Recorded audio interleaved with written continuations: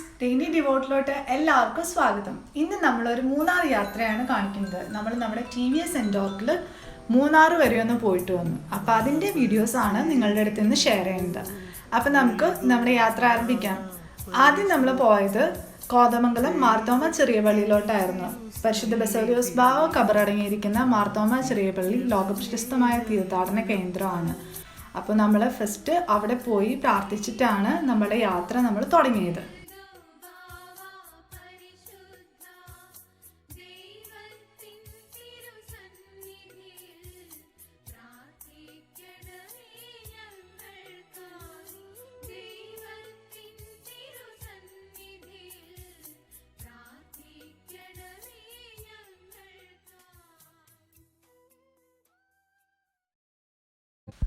ഇപ്പോൾ നമ്മൾ എത്തിയിരിക്കുന്നത് നേര്യമംഗലം പാലത്തിനടുത്താണ്. ഒരു 9:20 ആയിട്ടുണ്ട് ഇപ്പോൾ രാവിലെ സമയം. അപ്പം നമ്മൾ നേര്യമംഗലത്തിനടുത്താണ്. നേര്യമംഗലം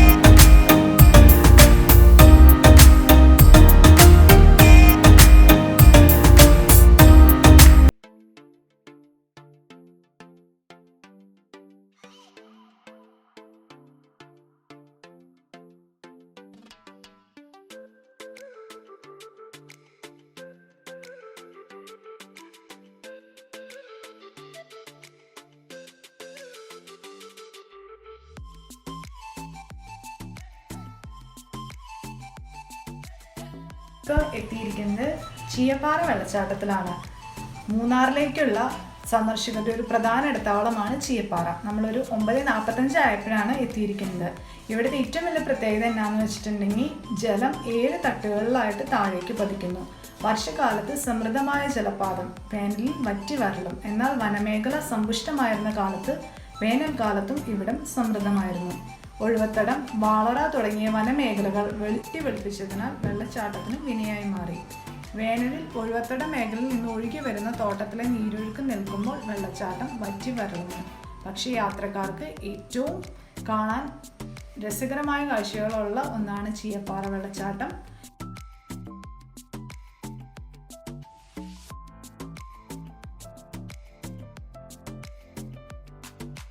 ഇനി അടുത്തതായിട്ട് നമ്മൾ കാണുന്നത് വാളറ വെള്ളച്ചാട്ടമാണ്. അത് നമ്മുടെ ചീയപ്പാറ വെള്ളച്ചാട്ടത്തിന് തൊട്ടടുത്ത് തന്നെയാണ് വാളറ വെള്ളച്ചാട്ടം ഉള്ളത്. ഇതും കേരളത്തിലെ പ്രധാന വെള്ളച്ചാട്ടങ്ങളിൽ ഒന്നാണ്. വളരെ ശക്തിയായിട്ടാണ് ഇവിടെ വെള്ളം താഴേക്ക് പതിക്കുന്നത്.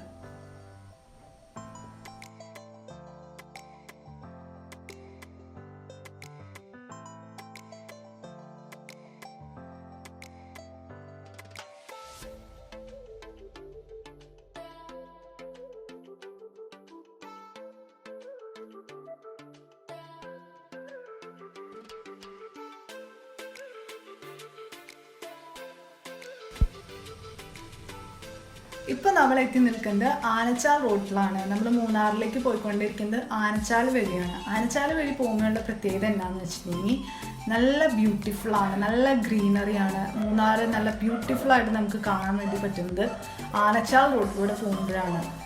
നല്ല രസകരമായിട്ടുള്ള കാഴ്ചകളും ചുറ്റിനും നല്ല പൂക്കളും കാട്ടുപൂക്കളും ഒക്കെ ആയിട്ട് വളരെ മനോഹരമായിട്ടുള്ളൊരു യാത്രയാണ് ആനച്ചാൽ വഴി പോകുമ്പോൾ നമുക്ക് ലഭിക്കുന്നത്.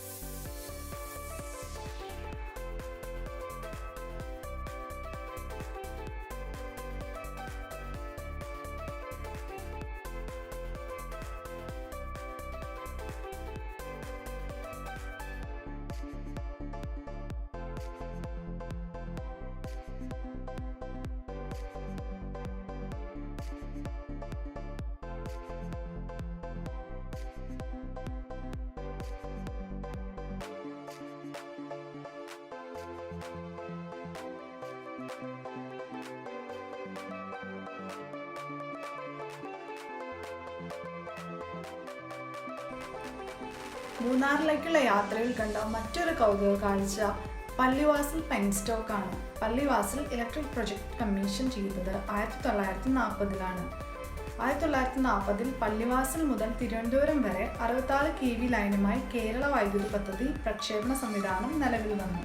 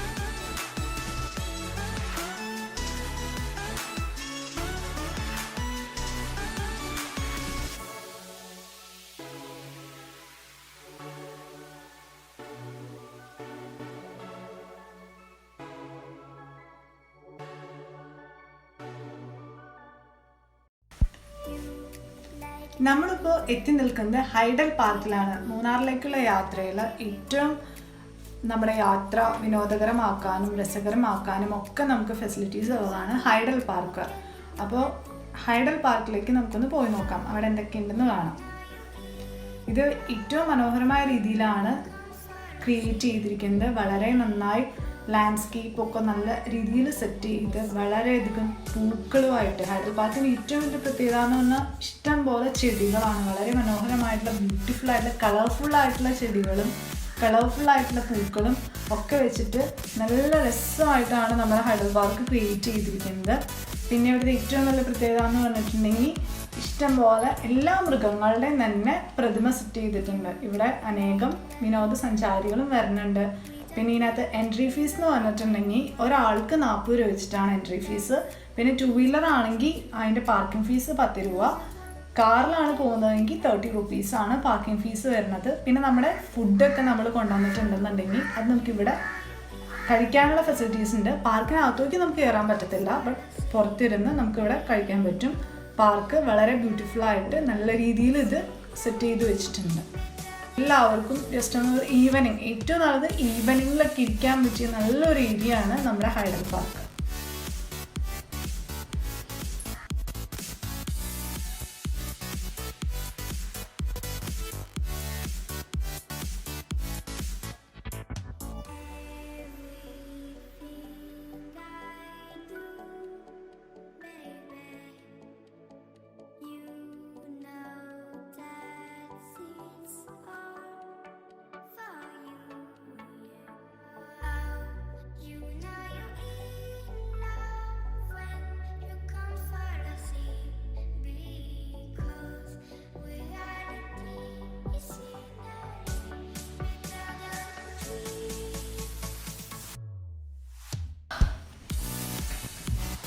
പാർക്കിൽ നിന്ന് ഇറങ്ങി നമ്മൾ മൂന്നാർ ടൗണിലേക്ക് പോയിക്കൊണ്ടിരിക്കുകയാണ്. പോകുന്ന വഴിയിൽ വളരെ മനോഹരമായ രീതിയിൽ പൈൻ മരങ്ങൾ നമുക്ക് നിൽക്കുന്നത് കാണാൻ സാധിക്കും. മൂന്നാറിലേക്കുള്ള യാത്രയിൽ എപ്പോഴും നമ്മളുടെ കൂടെ ഉള്ളത് ഗ്രീനറീസ് ആണ്, ബ്യൂട്ടിഫുൾ വ്യൂസ് ആണ്. അപ്പം നമ്മുടെ റൈറ്റ് സൈഡിൽ ഇപ്പം നമ്മൾ കാണുന്നത് പൈൻ മരങ്ങളാണ്.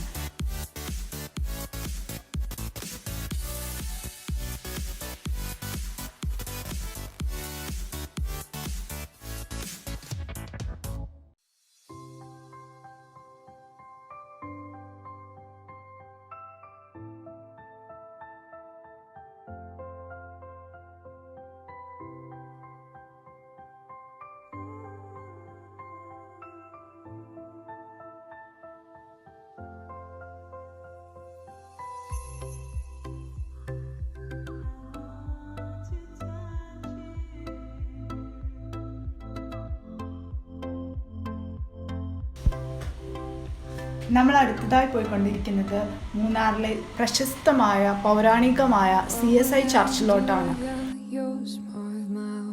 ബ്രിട്ടീഷ് സംസ്കാരവുമായുള്ള മൂന്നാറിൻ്റെ ബന്ധം അതിൻ്റെ വാസ്തുവിദ്യയിൽ നിന്ന് വ്യക്തമാണ്. പക്ഷേ അത് അവസാനിപ്പിച്ചിട്ടില്ല. അവരുടെ മതവിശ്വാസങ്ങളും പാരമ്പര്യങ്ങളും അവർ കൊണ്ടുവന്നു. 1910 നിർമ്മിച്ച ഇപ്പോഴത്തെ CSI പള്ളി നന്നായി സംരക്ഷിക്കപ്പെട്ടിരിക്കുന്നു. ഗോത്തിക് ശൈലിയിൽ പരുക്കൻ മുറിച്ച ഗ്രാനൈറ്റുകൾ ഉപയോഗിച്ചാണ് ഇത് നിർമ്മിച്ചത്. പള്ളിയുടെ വശങ്ങളിലുള്ള സ്റ്റെയിൻ ഗ്ലാസുകൾ വിശുദ്ധന്മാരെയും ബൈബിൾ കഥാപാത്രങ്ങളെയും ചിത്രീകരിക്കുന്നു. അനശ്വര പ്രണയത്തിന്റെ ഉദാത്തമായ ഉദാഹരണമാണ് എലൈനർ ഇസബൽ മേ എന്ന ഇംഗ്ലണ്ടുകാരിക്ക് മൂന്നാറിൽ നിർമ്മിക്കപ്പെട്ട ശവകുടീരം. അത് നമ്മുടെ ഈ ചർച്ചിലാണ് സ്ഥിതി ചെയ്യുന്നത്. മഞ്ഞിൻ കണങ്ങൾ കുടഞ്ഞിടാതെ ഒറ്റയ്ക്ക് നിൽക്കുന്ന കല്ലറയോളം പഴക്കമുള്ള ഓക്കുമരങ്ങൾ ഈ പ്രണയ കുടീരത്തിന് കാവലാണ്. പഴയ മൂന്നാറിലെ കുന്നിൻ പുറത്ത് തല ഉയർത്തി നിൽക്കുന്ന മൂന്നാർ CSI ക്രൈസ്റ്റ് ദേവാലയത്തിന് തൊട്ടു ചേർന്ന സെമിത്തേരിയിൽ കാട്ടുചെടികൾ അതിർ വരുമ്പോൾ തീർത്ത കല്ലറയ്ക്കുള്ളിൽ തൂമഞ്ഞിന്റെ പുതപ്പ് വലിച്ചിട്ട് എലനർ ഇസബൽ മേ ഉറങ്ങുന്നു. ഉറ്റവരുടെ കാലച്ചയ്ക്ക് കാതോർക്കുന്ന എണ്ണമറ്റ കൽകുരിശുകളുള്ള കുന്നിൻ മുകളിലാണ് എലനറുടെ കല്ലറ. മഞ്ഞും മഴയും വെയിലും കൂട്ടിക്കൊഴിച്ച് കാലത്തിന്റെ ചായക്കൂട്ടുകൾ പടർന്ന കല്ലറയുടെ തലക്കൽ 3 സിമന്റ് തട്ടുകൾ. മുകളിലത്തെ തട്ടിൽ എലനോർ ഇസബൽ മേ എന്ന് ഇംഗ്ലീഷിൽ കുത്തിവെച്ചിരിക്കുന്നു. രണ്ടാമത്തെ തട്ടിൽ ഡയറ്റ് 23 ഡിസംബർ 1894, ഏജ് 24 years. പ്രിയതമയ്ക്ക് നിത്യശാന്തി നേരുന്ന ഹെൻറിയുടെ ഹൃദയാക്ഷരങ്ങൾ 3-ാമത്തെ തട്ടിൽ. ഞാൻ മരിച്ചാൽ എന്നെ ഈ കുന്നിൻ മുകളിൽ അടക്കം ചെയ്യുക. 1894 ഡിസംബർ 23 എലൈനറുടെ മരണം. അപ്പോൾ എലൈനർക്ക് വയസ്സ് 24 മാത്രമായിരുന്നു. എലൈനറുടെ ഹെൻറിയുടെയും ജന്മനാട് ഇംഗ്ലണ്ടാണ്. ബ്രിട്ടീഷുകാരുടെ അധീനതയിലുണ്ടായിരുന്ന മൂന്നാറിലെ തേയിലത്തോട്ടത്തിലെ മാനേജറായിരുന്നു ഹെൻറി. ദീർഘനാളത്തെ പ്രണയത്തിനൊടുവിലാണ് എലൈനറും ഹെൻറിയും ഇംഗ്ലണ്ടിൽ വെച്ച് വിവാഹിതരാകുന്നത്. മധുവിധു ആഘോഷിക്കാനാണ് എലൈനർ ഹെൻറിക്കൊപ്പം മൂന്നാറിലെത്തിയത്. 1894 ഡിസംബർ 20 വൈകിട്ട് ഇരുവരും നടക്കാനിറങ്ങി.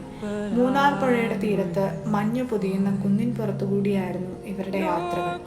മഞ്ഞിന്റെ വശ്യതയിൽ മയങ്ങി പ്രിയതമന്റെ മടിയിൽ തല ചായ്ച്ചു കിടന്ന എലൈനർ ഹെൻറിയുടെ കാതിൽ പറഞ്ഞു, എത്ര സുന്ദരമാണ് ഈ പ്രദേശം, ഇതാണ് ഭൂമിയിലെ സ്വർഗം. ഞാൻ മരിച്ചാൽ കുന്നിൻ മുകളിലെ ഈ സ്വപ്നഭൂമിയിൽ എന്നെ അടക്കം ചെയ്യുക.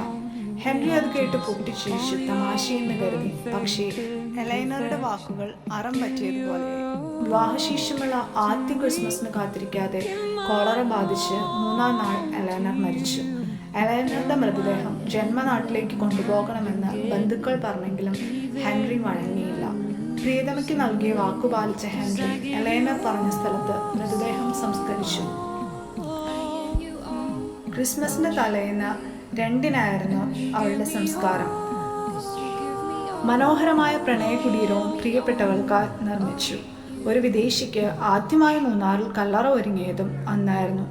ജന്മനാട്ടിൽ നിന്നുള്ള വില കൂടിയ മാർബിളാണ് കല്ലറയ്ക്കായി ഉപയോഗിച്ചത്. എലൈനറുടെ മരണശേഷം ഹെൻറി കുറെ നാൾ മൂന്നാറിലുണ്ടായിരുന്നു. എല്ലാ ദിവസവും ജോലി കഴിഞ്ഞ് എലൈനറുടെ കല്ലറയിലെത്തുന്ന ഹെൻറി ഏറെ നേരം ഇവിടെ ചെലവഴിച്ചിരുന്നു. കാട്ടുപൂക്കൾ കല്ലറയിൽ വിതറി എലൈനറിനെ കുറിച്ച് ഓർത്ത് വിതുമ്പുന്ന ഹെൻറിയെ സഹപ്രവർത്തകരാണ് പലപ്പോഴും ബംഗ്ലാവിലേക്ക് കൂട്ടിക്കൊണ്ടു പോയിരുന്നത്. പിന്നീട് ജന്മനാട്ടിലേക്ക് മടങ്ങിയ ഹെൻറി അവിടെ വെച്ചാണ് മരിച്ചത്. മൂന്നാറിലെ വൻകിട തേയിലത്തോട്ട മേഖലയാക്കി മാറ്റിയതിലും ഹെൻറിക്ക് മുഖ്യ പങ്കുണ്ട്. നമ്മുടെ മൂന്നാർ വിശേഷങ്ങൾ ഇവിടെ അവസാനിച്ചിട്ടില്ല. അപ്പം നമ്മൾ പുതിയ എപ്പിസോഡിൽ പുതിയ മൂന്നാർ വിശേഷങ്ങളായിട്ട് ഉടനെ വരുന്നതാണ്. അപ്പോൾ അതുവരേക്ക് എല്ലാവർക്കും ബൈ, താങ്ക് യു. എല്ലാവരും നമ്മുടെ ചാനൽ സബ്സ്ക്രൈബ് ചെയ്യുക, ഷെയർ ചെയ്യുക, ലൈക്ക് ചെയ്യുക, കമൻറ്റ് ചെയ്യുക. Thank you.